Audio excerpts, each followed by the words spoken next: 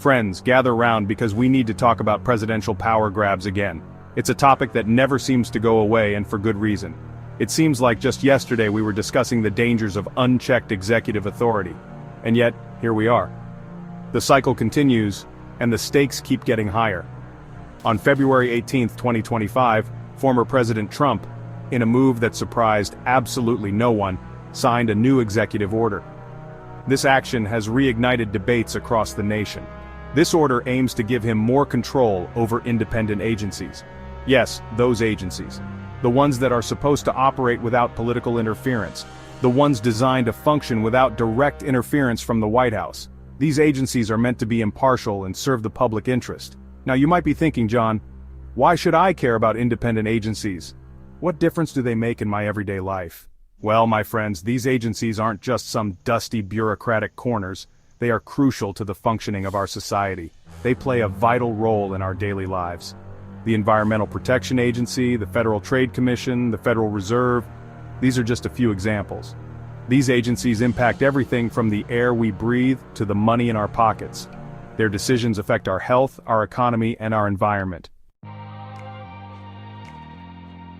So, what does this executive order actually do? What are the implications of such a sweeping change? In a nutshell, it gives the president more power to hire and fire the heads of these independent agencies, fundamentally altering the balance of power.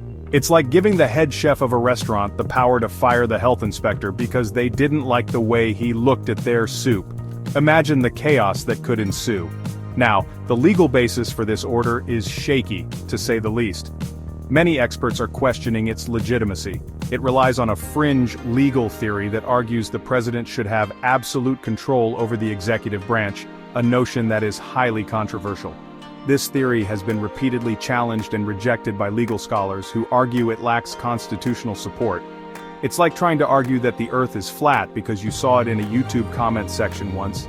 It simply doesn't hold up under scrutiny. Unsurprisingly, this executive order is already facing legal challenges. Critics are mobilizing quickly. Groups are lining up to fight it in court, arguing that it undermines the very foundation of our government. The battle is just beginning. Experts are understandably concerned about this executive order. They believe it could undermine the very foundations of regulatory independence that have been built over decades. They argue that it could have a chilling effect on the independence of these agencies, making it difficult for them to operate without fear of political retribution. Imagine a world where the head of the EPA is afraid to speak out against pollution, because they're worried about being fired by a president who's chummy with polluters. This could lead to unchecked environmental degradation. It's a terrifying thought, isn't it? The fear and anxiety among the public would be palpable. This isn't just about abstract legal principles. It's about real-world consequences that affect our daily lives. A weakened EPA could mean dirtier air and water, leading to health problems for millions. A compromised Federal Reserve could lead to economic instability, affecting jobs and savings. And a silenced FTC could leave consumers vulnerable to corporate misconduct, with little recourse for justice. The implications for our democracy are equally concerning, as it could erode public trust in our institutions. This executive order sets a dangerous precedent. It normalizes the idea that the president is above the law and can ignore the checks and balances that are fundamental to our system of government.